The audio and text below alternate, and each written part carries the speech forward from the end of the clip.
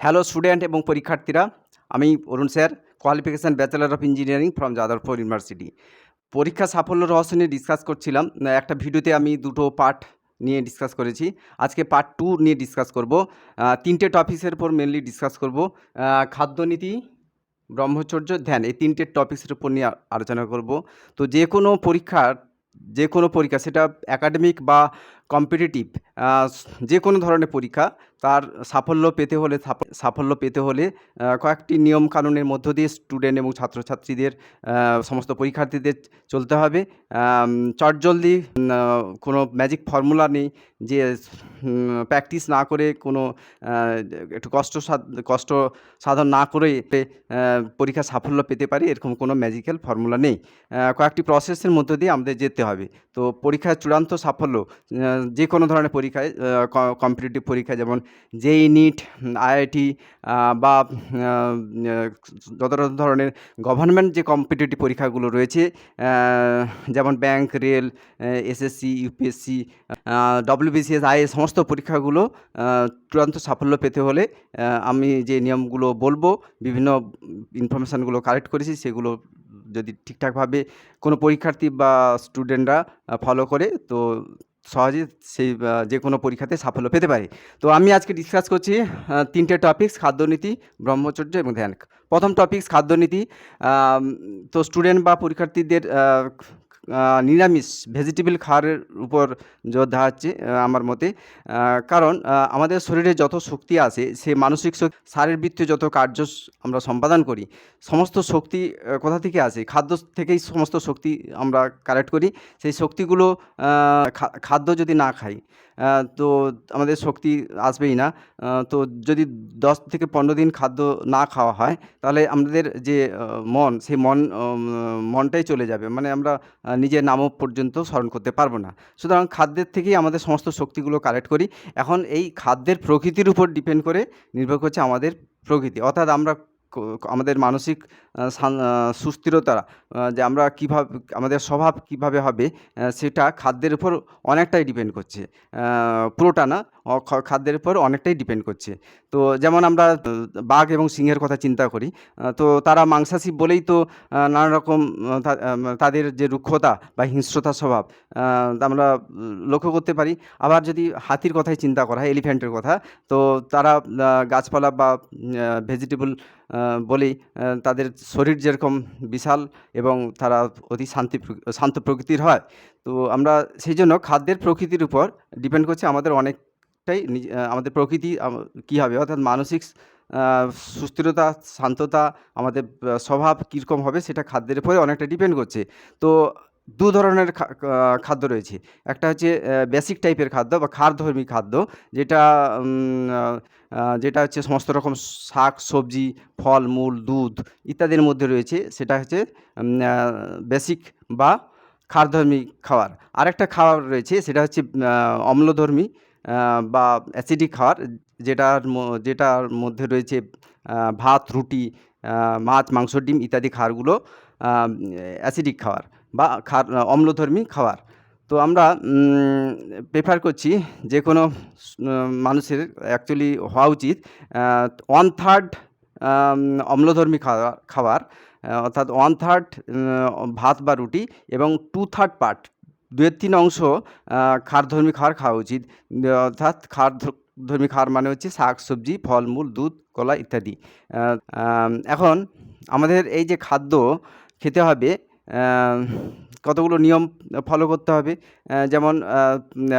যেমন 5 থেকে 6টি, সকালে উঠেই 5 থেকে 6টি থানকুনি পাতা খেয়ে, তারপর 1 গ্লাস, কিছুক্ষণ পরে 1 গ্লাস ঈষৎ উষ্ণ জলে একটু লেবু এবং মধু সহযোগে যদি খাওয়া হয়, তাহলে খুবই ভালো হয়। তারপরে সকাল যে টিফিন, সেটা ডিম, অমলেট ইত্যাদি না খেয়ে যদি দুধ, কলা, রুটি বা মুড়ি ইত্যাদি সহযোগে টিফিন করা হয়, তাহলে অনেকটাই ভালো হয়। এবং মধ্যাহ্ন ভোজনের সময় 2/3 পার্ট শাক, সবজি, শাকসবজি, ডাল, ফলমূল এবং 1/3 পার্ট ভাত বা রুটি সহযোগে মধ্যাহ্নভোজন করলে ভালো হয়। এবং বিকালের টিফিনও স্ন্যাক্স বা অন্যান্য খাবার না খেয়ে যদি ফলমূল এবং দুধ, কলা, রুটি সহযোগে ইত্যাদি খাবার খাওয়া হয়, তাহলে ছাত্রছাত্রী বা পরীক্ষার্থীদের মন অনেকটাই শান্ত হবে। আরেকটা জিনিস, ভিটামিন সি টাইপের খাবার বেশি খেতে হবে। ভিটামিন সি খাবার কোথায় পাওয়া যায়? না, আমলকি এবং পেয়ারা, এই খাদ্যগুলোতে ভিটামিন সি পাওয়া যায়। ভিটামিন সি আমাদের কিন্তু মানসিক ব্রেনের ভিটামিন সি অনেকটা ব্রেনের ফাংশনকে সক্ষম রাখে। তো সেই জন্য ভিটামিন সি আমাদের প্রচুর ইনটেক করতে হবে। নেক্সট হচ্ছে নারকেল। নারকেল একটা খুব ভালো খাবার, যদি হজম করতে পারা যায়, নারকেল খুবই ভালো খাবার। এই নারকেলের মধ্যে প্রচুর পরিমাণ মিনারেল, ভিটামিন ইত্যাদি রয়েছে। তো এই নারকেল খেলে, প্রত্যেকদিন যদি নারকেল খাওয়ার অভ্যাস করা যায়, তাহলে আমাদের মানসিক শক্তি এবং মাথার গঠন এগুলো খুব ভালো হয়। ডিম এবং চা, এই সমস্ত খাবার স্টুডেন্ট বা পরীক্ষার্থীরা না খাওয়াই উচিত, কারণ যে প্রোটিন থাকে, কিন্তু ডিমের মধ্যে ডিম খেলে মানসিক সুস্থতা অনেকটাই নষ্ট হয়। এটা একটা উত্তেজক খাবারের মধ্যে পড়ে। অনেকে ডিম প্রেফার করে প্রোটিন আছে বলে, কিন্তু আমি মনে করি আমি যে সমস্ত খাবারগুলো বললাম, সয়াবিন, ডাল, সবজি ইত্যাদির মধ্যে যথেষ্ট প্রোটিন পেয়ে যাবেন। চা খাওয়া উচিত নয়। চা খেলে নার্ভাসনেস বাড়ে। চার যে ট্যানিন, সেটি মাথার নার্ভাসনেস বাড়ায়, আর খাদ্যদ্রব্য হজমেও বাধা দেয়। সেকেন্ড টপিকস, ব্রহ্মচর্য। সাধারণ অবস্থায় মানুষের মধ্যে যে সমস্ত শক্তি ক্রিয়া করে, তার মধ্যে কাম শক্তি হচ্ছে সবথেকে বেশি। তো সেই কাম শক্তি সমস্ত পশু পাখি প্রাণীর মধ্যে থাকে। যদিও মানুষ একটি প্রাণী, তো তার মধ্যে কামশক্তি থাকা স্বাভাবিক। তো কিন্তু এই কামশক্তির মাত্রার উপরে কিন্তু আমাদের একাগ্রতার মাত্রা নির্ভর করে। বা কামশক্তি যদি বেশি হয়, তাহলে একাগ্রতা কমে যাবে, এবং কামশক্তি যদি কম হয়, একাগ্রতা বেশি হবে। সুতরাং অর্থাৎ ইনভার্সলি প্রপোর্শনাল। তো খুব একটা ইম্পর্ট্যান্ট রোল কামশক্তি একটা স্টুডেন্ট বা এক্সামিনের মধ্যে রোল করে। 17 থেকে 30 বছর পর্যন্ত সাধারণত যে কোনো স্টুডেন্টের কেরিয়ার গঠন করতে হয়, অথচ এই বয়সের মধ্যেই যে শুক্র স্খলন বা সিমেন যে ত্যাগ করার প্রবণতা সবথেকে বেশি থাকে। তো এখন মেন রহস্যটা হচ্ছে, এই যদি উপরে আমি যে খাওয়ারের নীতিগুলো বললাম, খাদ্যের অভ্যাসগুলো বললাম, সেই খাদ্য অভ্যাস করে যদি কোনো স্টুডেন্ট বা এক্সামিনি যদি অনেক দিন পর্যন্ত শুক্র ধারণ করতে পারে, তো সহজে তার একটা মেধা তৈরি হয়। মেধা এবং ইচ্ছাশক্তির একটা প্রচণ্ড বহিঃপ্রকাশ তৈরি হয়। তো সুতরাং কামচিন্তাকে কন্ট্রোল করে কোনো স্টুডেন্ট বা এক্সামিনি যদি শুক্র ধারণ করতে পারে, তো তার মেধা উৎপন্ন হয়। তো এটা হচ্ছে মেধা তৈরি করার আসল রহস্য। এই কামশক্তিকে যে শুক্র বা সিমেন্ট যদি অধিক মাত্রা শরীর থেকে বেরিয়ে যায়, তাহলে শরীরে কী কী প্রবলেম হতে পারে, সেই প্রবলেমগুলো হচ্ছে এক একটা দেখাচ্ছি। এখানে বলা হচ্ছে যে শারীরিক দুর্বলতা প্রথমত হচ্ছে খুব শরীর দুর্বল হয়ে যায়। নার্ভ সিস্টেমেও দুর্বলতা দেখা দেয়। মানসিক চিন্তাশক্তি হ্রাস পায়। তাছাড়া স্মৃতিশক্তি বহুত পরিমাণে হ্রাস পায়। স্মৃতিশক্তি অনেকটা কমে যায়। কর্মশক্তির অভাব হয়। উদ্যমের অভাব হয়। উদ্যম মানে একটা যে এন্থু নিয়ে এগোবে, সেই এন্থুটা অনেক কমে যায়, এবং পড়াশোনার অমনোযোগিতা। সুতরাং এটা অনেকটাই স্টুডেন্ট বা এক্সামিনারদের সাকসেস পাওয়ার জন্য যে চিন্তা শক্তি দরকার, যে এনার্জি, যে এনথুয়াজম দরকার, উদ্যম দরকার, তাদের যে মানসিক তেজ দরকার, সেই তেজটা অনেকটাই কমে যায় এই শুক্র বা সিমেনের অভাবে।